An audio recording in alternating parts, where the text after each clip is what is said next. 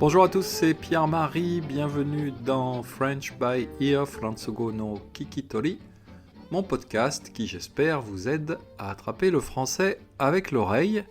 Aujourd'hui c'est un nouvel épisode de niveau intermédiaire. Alors je sais pas pour vous, mais ici en tout cas à Tokyo ce matin, ça caille, je dirais même ça caille de chez Sakai, ce qui est une façon de dire qu'il fait vraiment super froid. Mecha kocha sa mouille. Et il fait même tellement froid que ce matin, j'ai eu une assez mauvaise surprise en me levant et en voulant prendre une douche. Je me suis rendu compte que il n'y avait pas d'eau. On a ce matin une coupure d'eau dont je ne connais pas encore la raison, mais je pense que les tuyaux sont gelés. Alors ça fait quand même bizarre le matin comme ça d'ouvrir le robinet, qui est un geste qu'on fait sans y penser mécaniquement tous les jours. Donc d'ouvrir le robinet et de ne pas avoir d'eau. Il y a un certain nombre de choses dans la vie dont l'homme a absolument besoin, dont l'homme ne peut pas se passer, et dans ces choses-là, il y a bien sûr l'eau. Je crois que sans eau, un être humain peut simplement vivre peut-être 48 heures ou 72 heures. En tout cas, c'est l'élément principal de la vie dont on ne peut pas se passer. Mais aujourd'hui, je voulais parler d'autre chose. Je voulais imaginer non pas une vie sans eau, mais une vie sans musique. Et donc c'est le titre de ce podcast aujourd'hui, une vie sans musique. Point d'interrogation. Alors je ne sais pas pour vous, mais pour moi ce serait vraiment très dur, une vie sans musique, et je ne suis pas le seul, puisque peut-être vous avez entendu cette phrase célèbre d'un philosophe allemand très connu qui s'appelle Friedrich Nietzsche, et qui a dit « Sans musique, la vie serait une erreur ». Alors Friedrich Nietzsche, c'est donc un philosophe allemand du 19e siècle, très sérieux. Son nom est difficile à prononcer, Friedrich Nietzsche, mais il est encore plus difficile de comprendre ce qu'il écrit. Il y a quelques années, j'ai essayé une ou deux fois, je pense, de lire des textes de ce philosophe, et je n'ai absolument rien compris. Pour moi, Friedrich Nietzsche, c'est du chinois. Alors quand on dit c'est du chinois en français, ça veut dire que c'est incompréhensible, c'est une expression pour dire que c'est trop difficile pour être compris. Alors c'est pas très sympa pour les Chinois. Ça me fait penser que j'ai une étudiante d'origine chinoise, peut-être je vais lui demander si les Chinois disent c'est du français pour parler de quelque chose de très difficile à comprendre. Donc Nietzsche c'est du chinois, mais par contre, bien, cette phrase, bien sûr, la vie sans musique serait une erreur, cette phrase est facile à comprendre et bien entendu, je suis complètement d'accord avec ça. Et d'ailleurs, petite parenthèse, je me suis rendu compte il y a une semaine que la chaîne de magasins japonais qui s'appelle Tower Records, qui est donc une chaîne de magasins de disques, le slogan de cette chaîne de magasins, c'était No Music, No Life. Donc c'est une façon plus courte et bien sûr en anglais de dire la même chose. No Music, No Life, pas de musique, pas de vie. Là aussi, je suis totalement d'accord avec ça. La musique a toujours fait partie de ma vie. Mes deux parents, ma mère et mon père adoraient la musique. Il y avait pratiquement toujours de la musique à la maison. Donc dès mon enfance, on peut dire que j'ai baigné dans la musique, dans cette atmosphère musicale. Et pratiquement dès que j'ai eu un peu d'argent de poche, eh bien assez rapidement, j'ai utilisé cet argent de poche pour acheter des disques. Et je me rappelle encore très bien le premier disque que j'ai acheté, c'était un 45 tours en format vinyle. À l'époque, on pouvait acheter ces disques au supermarché et c'était le fameux morceau de Michael Jackson, Beat It. C'était assez rigolo d'ailleurs parce que à l'époque, dans les supermarchés en France, quand on allait acheter des disques, sur les disques, très souvent, il y avait un autocollant, il y avait un petit sticker. Et sur cet autocollant, c'était marqué Number One in USA, donc numéro un aux États-Unis.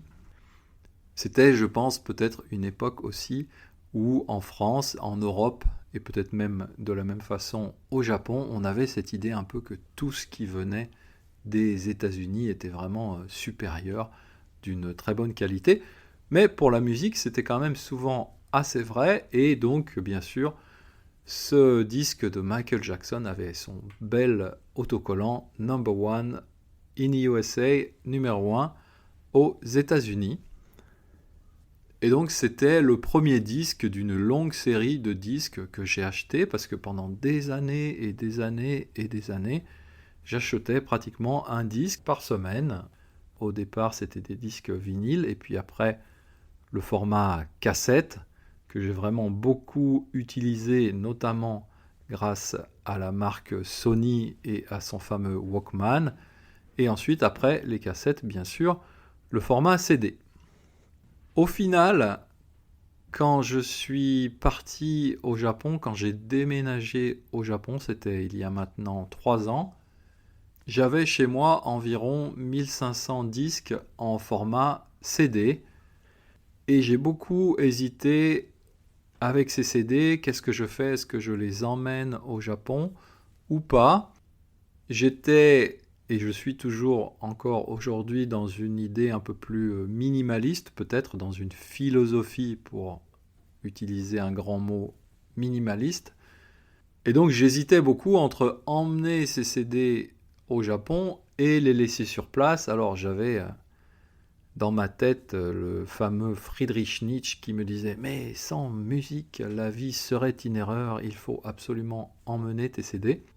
Mais finalement j'ai décidé de ne pas les emmener et j'ai donc tout revendu sur internet pratiquement pour une bouchée de pain.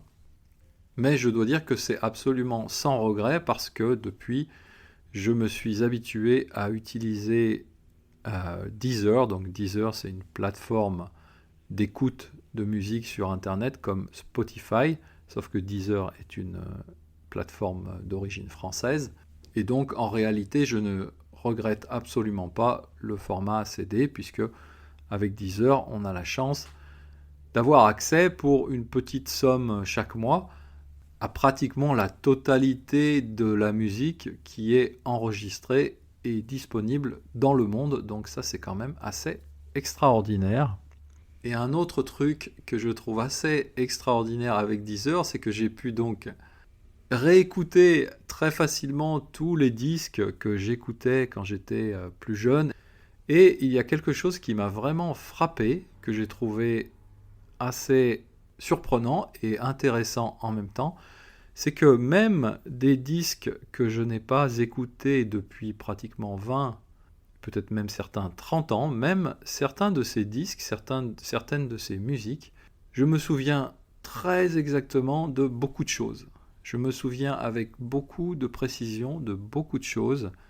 Par exemple, une partie de guitare ou une partie de piano ou même des paroles de chansons que je n'ai pas écoutées depuis très longtemps, eh bien je m'en souviens toujours. Et ça, c'est quand même aussi un signe incroyable de la capacité du cerveau humain. Il arrive souvent quand un nouvel élève arrive dans un cours que cette personne dise j'ai étudié le français quand j'étais à l'université pendant 2 ou 3 ans, mais ça fait presque 20 ans que je n'ai pas étudié, que je n'ai pas parlé le français, j'ai tout oublié. Alors je dis à chaque fois non, vous n'avez pas tout oublié, c'est encore là quelque part caché dans votre cerveau, ce n'est pas oublié, c'est simplement endormi. Donc on va essayer de réveiller un petit peu votre français.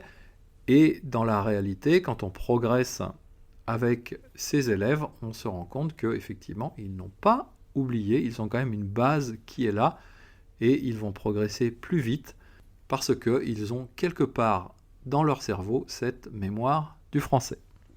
Non, vraiment, quand on y réfléchit, franchement, le cerveau, est magique. Voilà, aujourd'hui je voulais parler de musique d'abord parce que j'adore la musique et aussi pour vous dire que je viens de commencer une nouvelle rubrique sur mon site internet frenchbyear.com. Cette nouvelle rubrique s'appelle ma discothèque française. Alors je ne sais pas si c'est à cause de ces autocollants Number One in the USA de ma jeunesse, mais la musique que je préfère, la musique que j'écoute le plus souvent, c'est de la musique d'origine américaine, notamment donc du rock, du jazz, du blues, etc. Mais bien sûr, il y a beaucoup de chansons françaises, beaucoup de musique française que j'aime et même que j'adore pour certaines. Donc, je vais partager petit à petit sur mon site internet ma sélection, entre guillemets, de chansons françaises. Alors souvent, quand on dit chansons françaises, on pense un peu à cette idée, oui, la chanson française classique, avec par exemple Édith Piaf ou Jacques Brel ou des artistes comme ça, qui sont bien sûr absolument extraordinaires. Mais bon, c'est une chanson française un petit peu vieillotte, et puis c'est toujours un peu assez sérieux, assez romantique. Il y a beaucoup d'autres chansons françaises intéressantes, super sympas, dans d'autres styles de musique. Donc je vais essayer aussi de présenter des choses peut-être qui sont moins connues, mais que moi personnellement j'adore. Voilà, cette fois-ci c'est tout pour aujourd'hui. Je vous dis à bientôt. Mata Jikai.